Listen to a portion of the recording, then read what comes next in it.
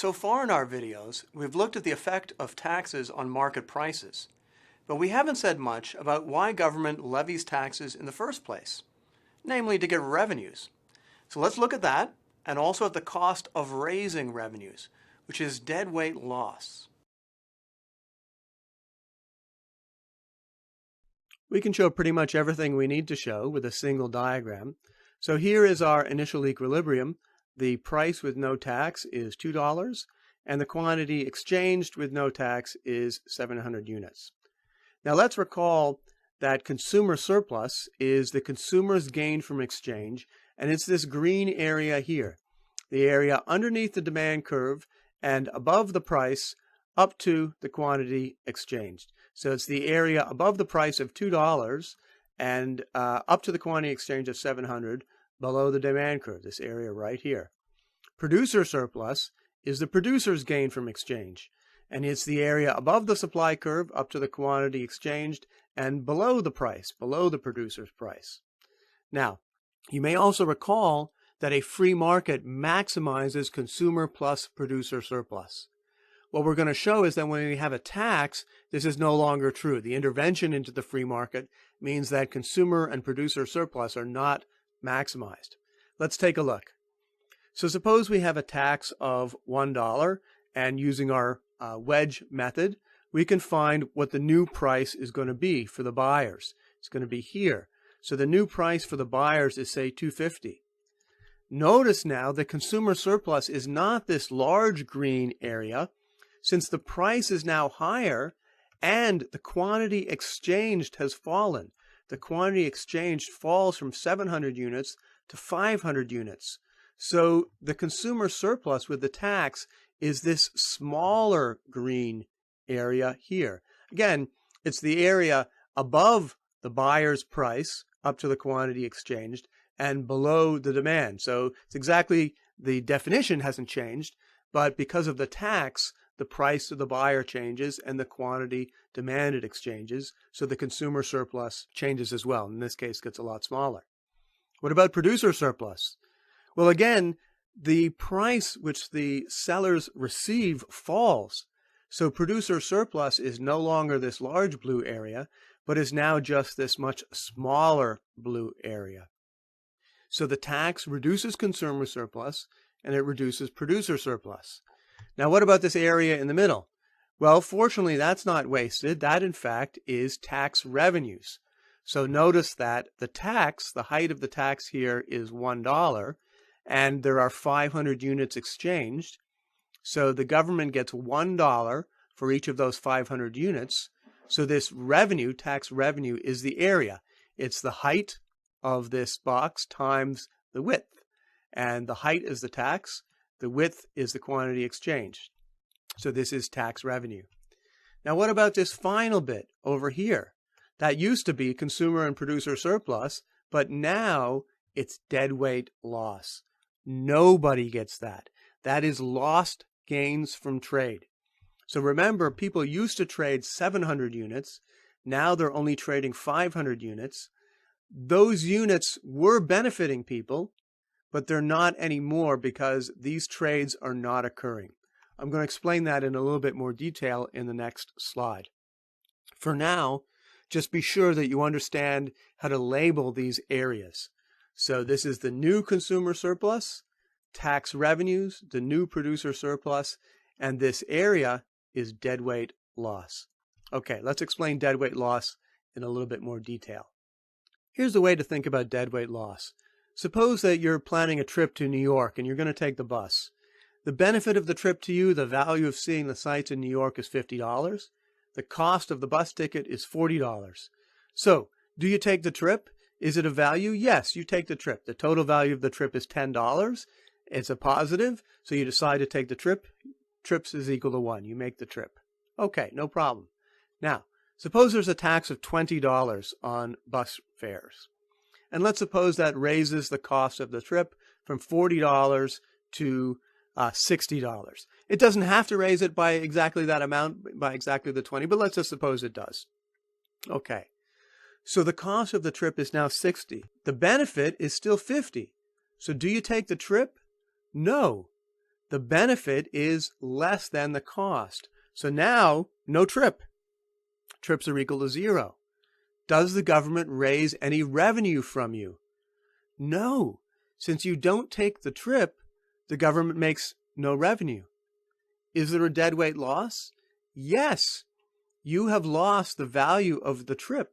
You used to, when there was no tax, you took the trip, it was worth $10, so the world was better off by that $10 of value. Now with the tax, you don't take the trip, so that $10 is a deadweight loss. It's gone. And notice that it's not made up for by revenue. There's no revenue. So, deadweight loss is the value of the trips not made because of the tax. And there's no revenue on trips which aren't made. Government only makes revenue on the trips which continue to occur. So deadweight loss is the value of the trips not made because of the tax. Now, to return this to a more general case, instead of trips, let's just replace that with trades. Deadweight loss is the value of the trades not made because of the tax. Very quickly, here's our diagram again. Before the tax, there were 700 trades. After the tax, there were 500 trades. So these are the 200 trades which are not made because of the tax. And the value of those 200 trades occurs because for these trades, the demanders value them more than it costs the suppliers to provide those trades. So the demanders value the trades as given by the demand curve, the height of the demand curve. The suppliers are willing to supply those trades. The cost to them is given by the height of the supply curve. So the value minus the costs, if you like, is given by this triangle. Because those trades no longer occur, that value is no longer produced. That's deadweight loss, the value of the trades which don't occur because of the tax. Here's one more important point about deadweight loss. Deadweight losses are larger the more elastic the demand curve, holding revenues constant. So for example, which of these goods would we more like to tax? The one on the left where the demand curve is elastic, or the one on the right where the demand curve is more inelastic? Notice that tax revenues are the same. So if we have a choice, which good do we want to tax? Well, pretty clearly we want to tax the good with the inelastic demand, because the deadweight losses, the loss gains from trade, are much smaller over here than they are over here. So the tax on the good with the elastic demand, it's creating a lot of waste in order to get this revenue.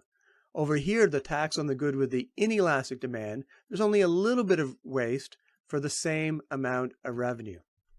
The intuition here is pretty simple. If the demand curve is inelastic, then a tax won't deter many trades. And that's what we don't want. We don't want to deter a lot of trades because it's the lost gains from trade which create the problem. We don't get any tax revenue when we deter a trade. There's no tax revenue when you deter an exchange.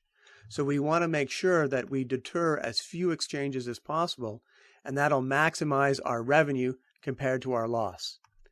Now, sometimes economists are laughed at or derided because this implies, for example, that you ought to tax insulin, a good with a very inelastic demand. Now, there are many reasons for taxing some goods and not other goods, depending upon who uses the insulin, whether it's poor people or rich people, or how important health is and so forth. Nevertheless, as a general rule, it is better to tax goods with an inelastic demand than goods with an elastic demand. That's important, and let me give you an illustration of that. Here's something which you might think would be a good idea to tax: luxury yachts. They're only bought by the rich, so you're not really harming people very much, right? Well, maybe so. However, in 1990, the federal government actually applied a 10% luxury tax to many luxury goods, including pleasure boats or yachts with a sales price above $100,000. The expected tax revenue of $31 million. The reality, however, was quite different. The tax revenues were only $16.6 million, and that was because sales of yachts fell tremendously. Perhaps the yacht buyers decided, well, they could wait a year or two before buying their yacht, see what happens. Or maybe they decided they could buy their yachts in other countries. Yachts are pretty easy to move around the world, after all. That's what they're for. The net result, in fact, was a loss of 7,000 jobs in the yacht industry. Indeed, the federal government ended up paying out more in unemployment benefits to unemployed yacht workers than it collected in tax revenues from yachts. Because of this, the federal tax was repealed in 1993. The lesson here, don't tax goods which have really elastic demands. You're not going to get a lot of revenue. You're going to deter a lot of trades, and that will create a lot of deadweight loss, and perhaps secondary losses for other people, such as the workers. That's it, actually, for taxes. The only thing we have left to do is subsidies. We can actually do that in the next lecture pretty quickly, because subsidies are just negative taxes. So everything we've said about taxes, with just a few changes to our language, we'll go through with subsidies as well. Thanks. If you want to test yourself, click Practice Questions. Or if you're ready to move on, just click Next Video.